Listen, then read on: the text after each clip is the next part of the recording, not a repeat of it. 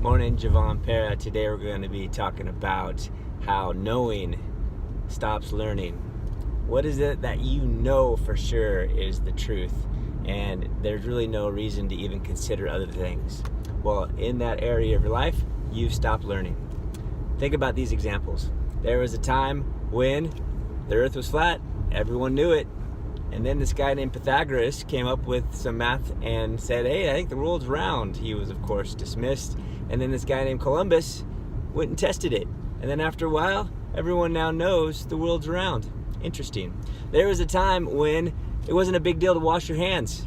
And in fact, surgeons would be working on cadavers and then get called because someone was going to have a baby.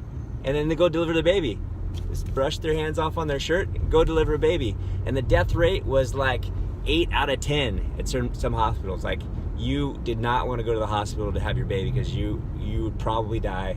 Everything would be bad. And they just thought, hey, that's just how it is. We know that's just how it is because we're doctors.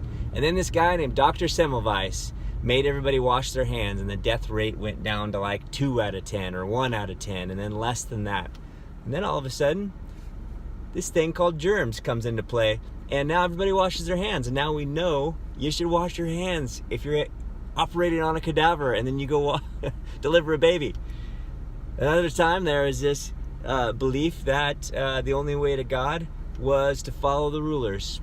And at a particular place, particular time, there are these particular people out in Israel, and man, they had this place on lockdown. And then this guy named Jesus from this place called Nazareth comes along and says, hey, God's real close. You don't need all the rulers to connect with God. It's the God's right here, right now, in you, completely available, and you can become totally one with God. So I would not listen to what they're saying and just connect. And then years later, that is more normal. Like, look at today. Look at how connected people are spiritually to what we consider as God. And by the way, they didn't like that because everyone knew that was wrong back in Jesus' time, and so they killed him. So today, what is it that you know for sure is true and you're not willing to consider anything else?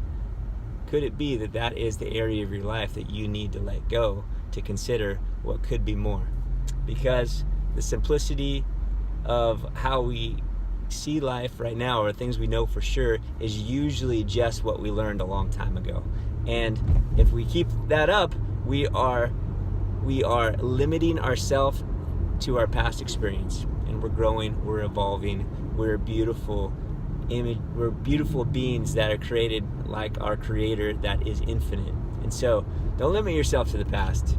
Be open that you could have a small understanding of a limitless thing of knowledge and possibility.